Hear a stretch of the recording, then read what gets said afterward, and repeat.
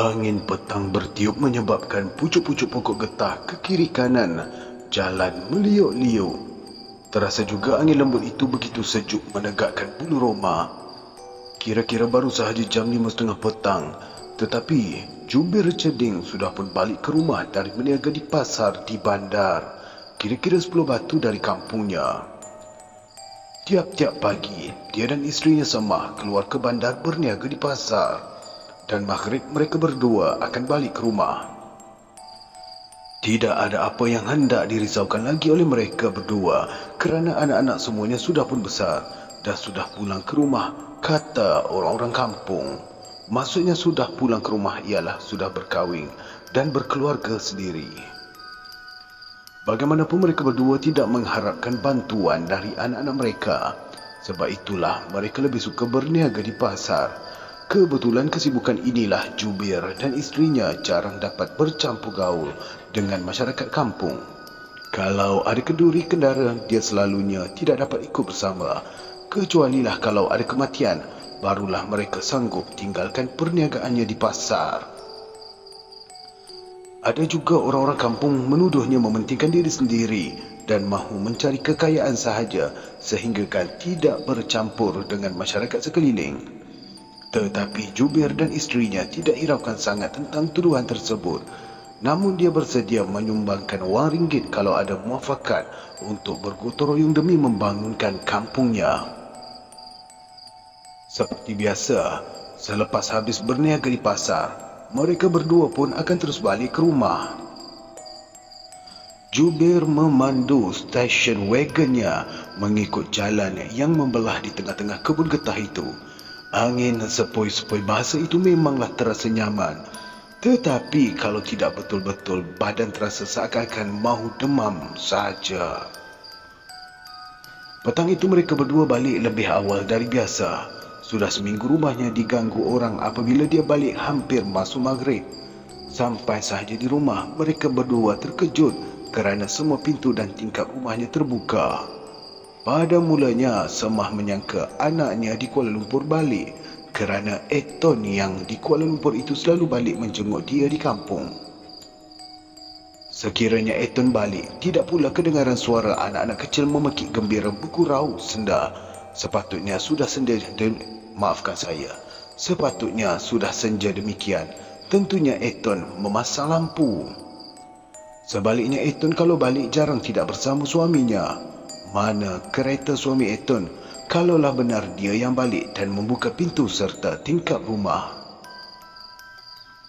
Sudah seminggu jubir dan isterinya menghadapi keadaan demikian.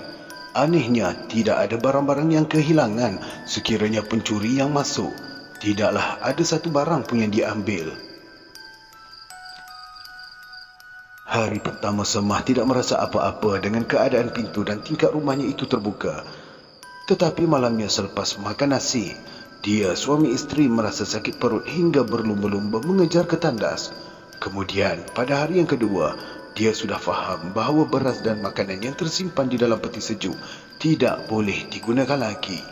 Oleh itu terpaksalah dia membuang makanan yang tersimpan di dalam peti sejuk. Hendak mengadu pada jiran-jiran terasa malu kerana selama ini dia tidak pernah mengambil berat jiran-jiran. Oleh itu jubir terpaksa mendiamkan dulu. Lagipun rumahnya terpencil sedikit dari jiran-jiran. Petang itu, dia sampai di kampungnya Tanjung Karang, kira-kira jam 5:30 petang. Sampai sahaja di halaman rumah, hati jubir berdebar-debar kerana keadaan seperti seminggu sudah berulang juga. Pintu dan semua tingkap-tingkap terbuka dengan mangga pintu sudah diganti dengan yang lebih besar. Mangga pintu terbuka dan tidak dikopak langsung, seolah-olah dibuka dengan anak kunci sahaja. Semah cepat-cepat naik ke rumah dan memeriksa barang-barang rumah. Memang tiada satu apapun barang yang diusik. Almari pakaian juga tidak diusik, kalaulah yang melakukan itu pencuri. Tetapi dia sudah tahu memang semua barang-barang makanan yang ada di dalam rumah tidak boleh dimakan lagi. Terpaksalah semuanya dibuang begitu saja. Macam ni tak boleh jadi, bang. Keluh Semah menyimpan dendam terbuku di hati. Nak buat macam mana? Sahut Jubir keluar dari keretanya dengan langkah longline naik ke rumah. Nak report polis bukannya ada kes. Tak ada pun barang kita yang hilang. TV, radio, mesin jahit, peti ais. Semuanya langsung tak terusik. Dia tersandar di kerusi macam kebingungan. Carilah dukun mana-mana pun, kita try berubat. Desak Semah. Jubir mengangguk. Betul juga pendapat isterinya. Kalau perkara demikian memang menemui dukun sahajalah cara mengatasinya. Dia percaya perbuatan itu memang dilakukan oleh sihir orang. Kepandaian ilmu sihir mesti dilawan dengan kepandaian dukunlah pula. Selepas itu Jubir pun mendapatkan khidmat dukun dari beberapa tempat hingga sampai ke Kundur di Rembau. Setelah dukun tersebut menanamkan rumput sambau pada 4 penjuru, keadaan rumah Jubir boleh dikatakan reda dalam masa 3 minggu sahaja. Gangguan itu datang semula. Semah memberitahu Eton di Kuala Lumpur mengenai kejadian menimpa rumah mereka di kampung.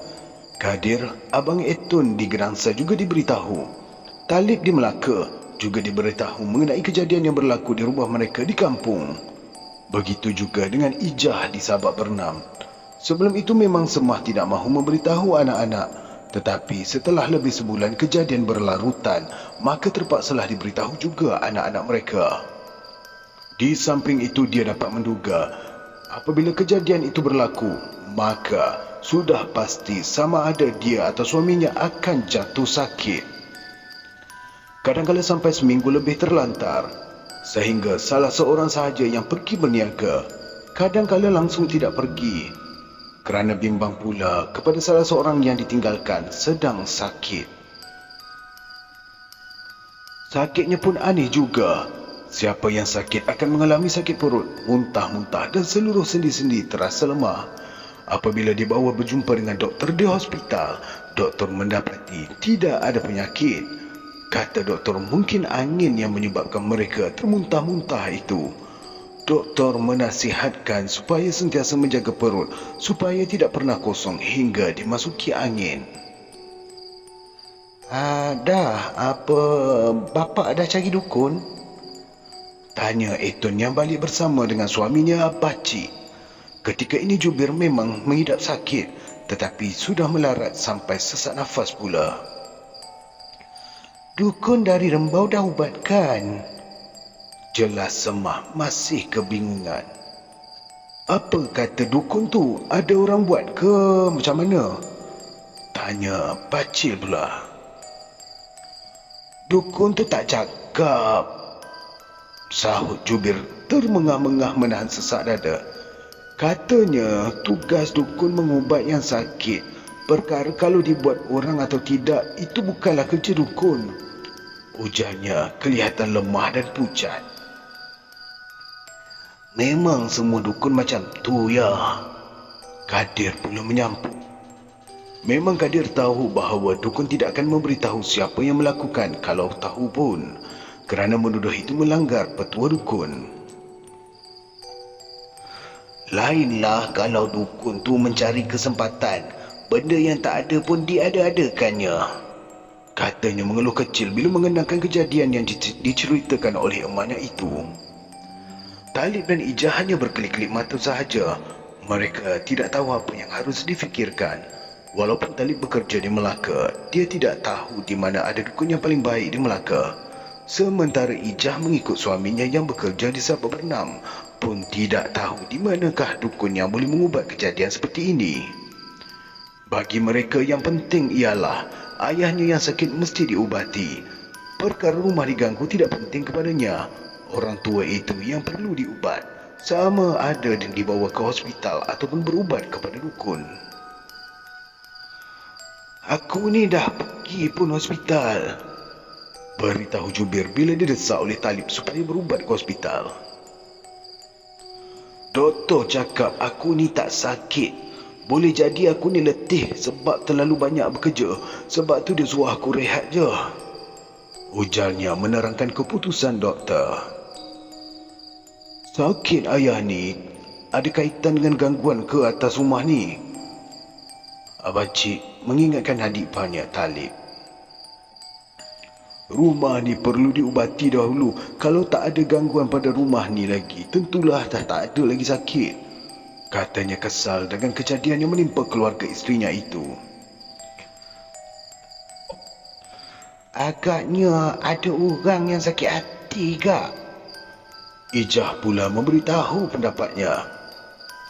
Boleh jadi. Cepat saja Semah memotong. Dia orang ni tak suka tengok kita senang sikit. Orang Melayu memang macam tu. Tak boleh tengok jiran-jiran senang. Hasad dengki lah. Rungutnya melepaskan geram yang terbuku di hati. Tak baik cakap macam tu. Kadir menegur emaknya. Kadir memang tahu emak dan ayahnya tidak mencampuri hal ehwal masyarakat di kampung kerana asyik berniaga di bandar. Memanglah apa yang dibuat oleh emak dan ayahnya tidak menyalahi dari segi agama. Kerana mencari rezeki halal, tetapi tinggal dalam satu masyarakat mestilah juga ambil tahu hal-hal jiran. Kebetulan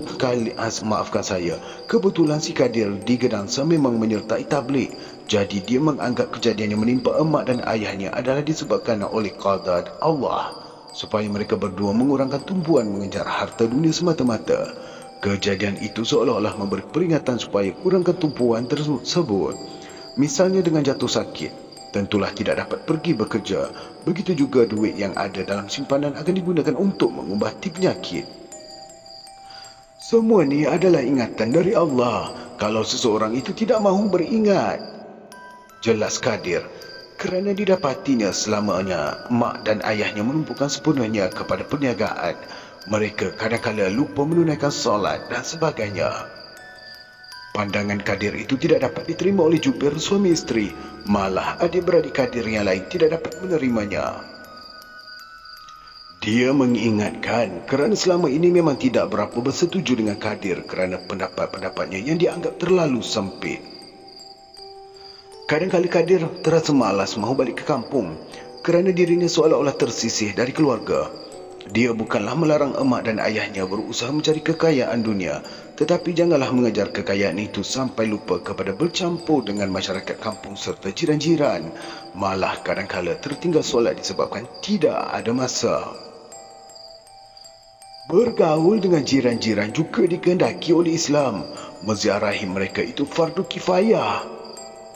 Kadir masih mengharapkan emak dan ayahnya tidak terpengaruh dengan galakan adik iparnya Bacik supaya berlumba-lumba mengejar peluang yang disediakan seluas-luasnya sekarang di dalam bidang perniagaan.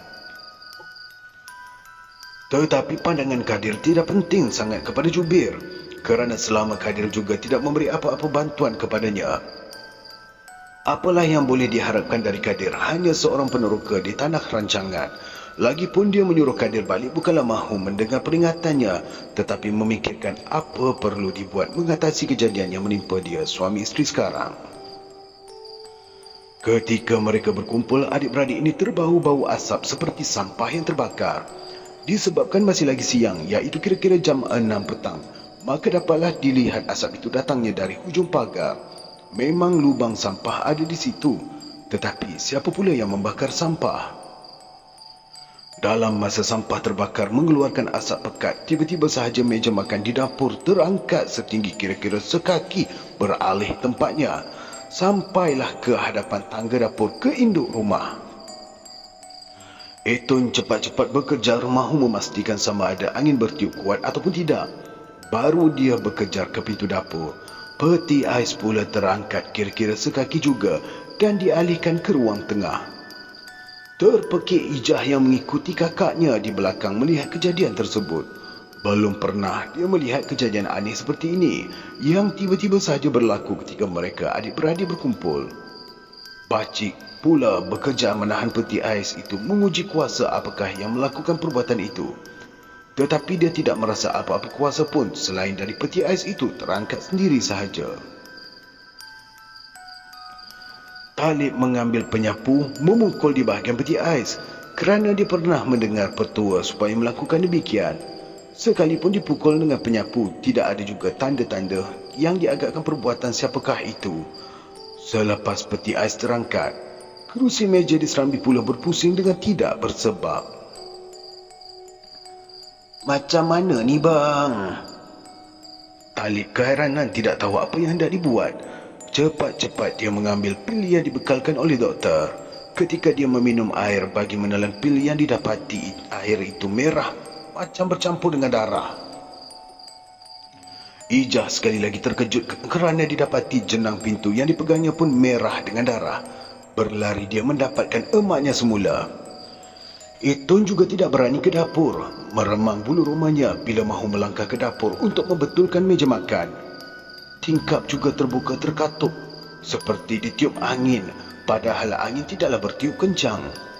Talib dan Bakcik cuba menutup tingkap itu, supaya berhenti terbuka dan terkatuk. Tetapi, di mana tempat yang dipegang, terpalitlah darah merah yang masih cair seperti darah hidup. Bertambah hairanlah mereka dengan kejadian itu.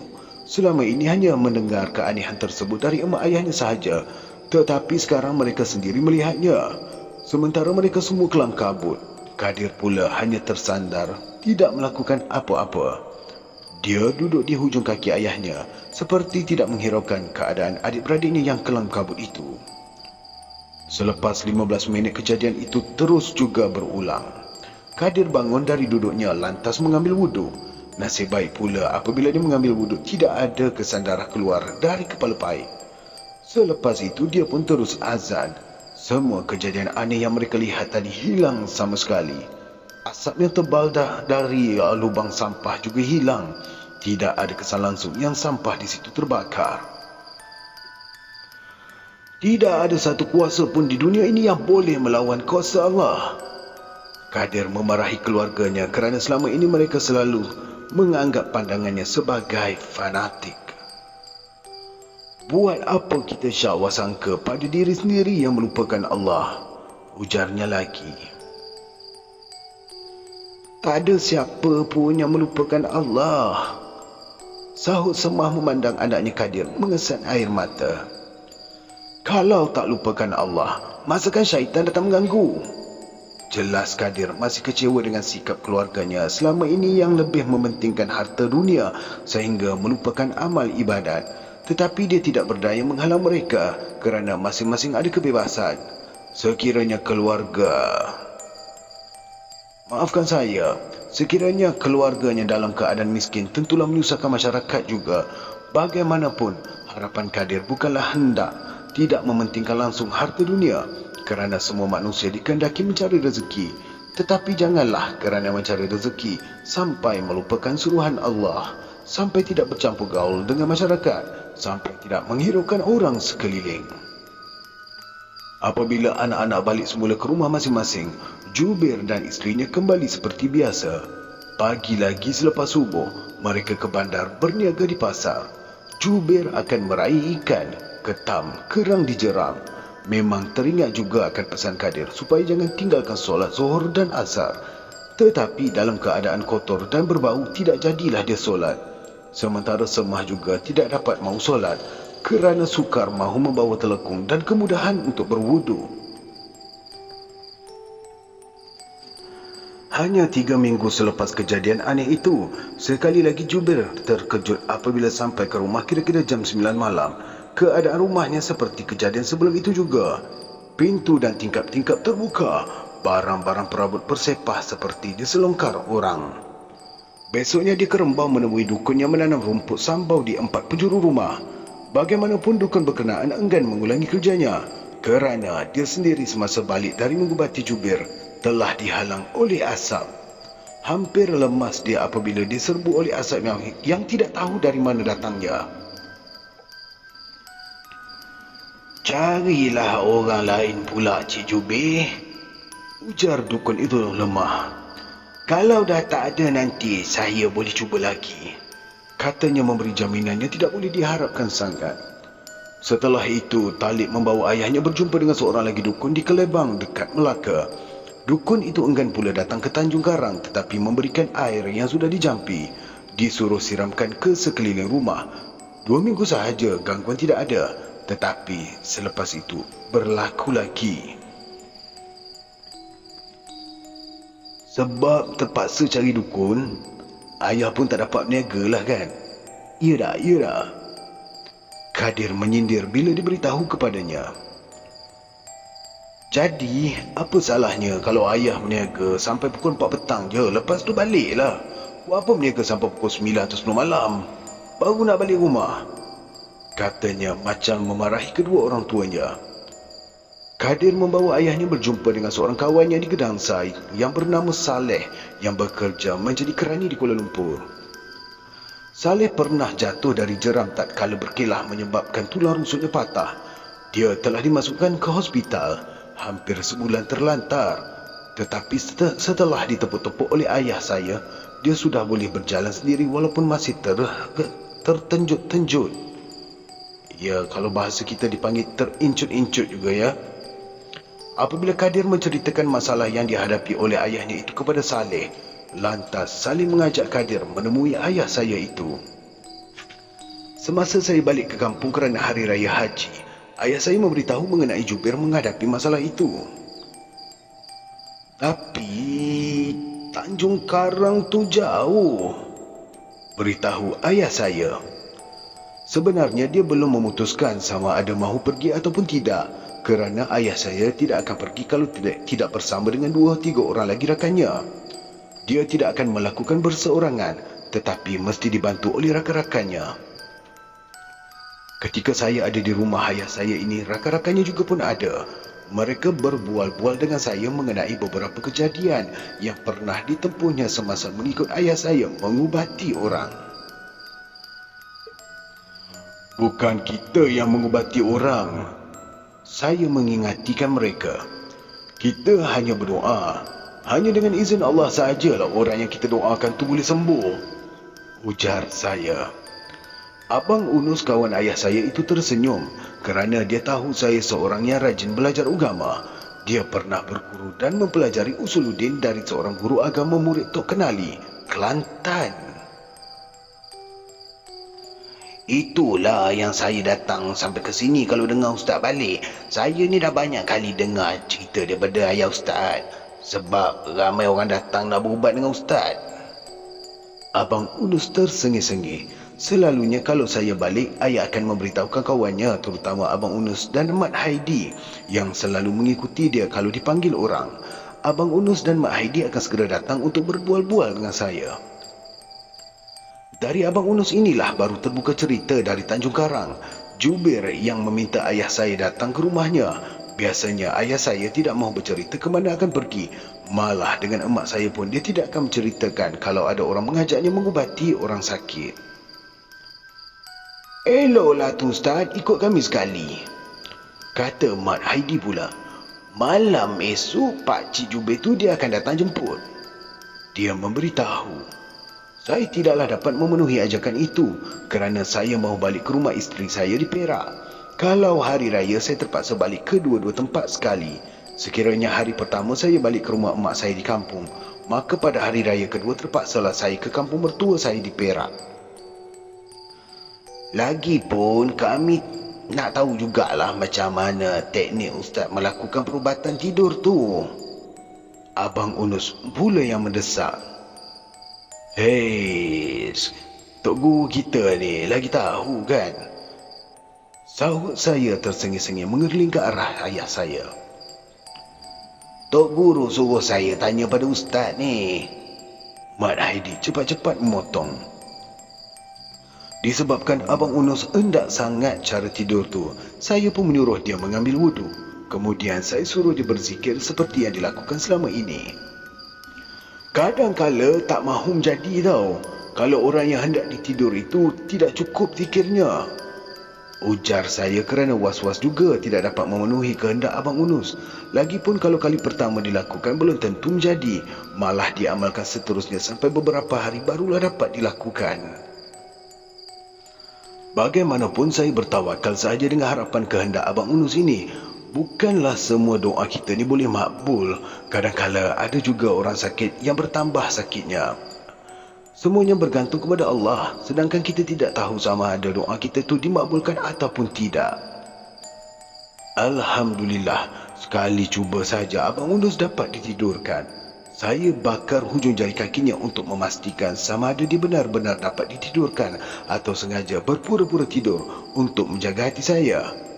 Oh, memang benar, dia dapat ditidurkan kerana kaki dia tidak bergerak pun apabila dibakar tadi. Setelah saya yakin dia tidur, saya suruh dia membaca Al-Fatihah 3 kali. Kemudian keluar dari badan. Kemudian menuju ke rumah Jubir di Tanjung Karang. Tetapi saya tidak lama membiarkan dia begitu, disebabkan itulah pertama kali saya cuba menidurkan dia. Selepas bangun semula, saya bertanya apa yang dilihatnya semasa terpandang rumah Jubir. Katanya dia nampak satu kepulan asap di sudut pagar rumah Jubir. Dari kepulan asap itu dia ternampak seorang lelaki tua terapung-apung. Orang tua itu merenungnya dengan marah. "Tuju situ ajalah bila kita ke rumah tu," saya mengesyorkan. Malam esoknya, apabila Jubir menjemput ayah saya, Abang Unus dan Mat Haidi, saya sudah pun balik semula ke Kuala Lumpur. Hanya saya yang mendapat tahu kemudian memang Abang Unus menuju ke penjuru pintu pagar yang dilihatnya sebelum itu. Dia merasa hairan kerana apa yang dilihatnya di masa ditidurkan ternyata sama seperti yang dilihatnya ketika itu. Keadaan rumah itu juga tidak berubah langsung seperti dilihatnya sebelum ini. Dia terus ke penjuru pagar yang terdapat rumah sampah. Apabila ayah saya dan Mak Haidi naik ke rumah, Abang Unus terus ke penjuru pagar itu. Ayah saya dan Mak Haidi sembahyang sunat dahulu, barulah memulakan doa. Manakala Abang Unus pula berdiri di penjuru pagar itu membacakan ayat kursi.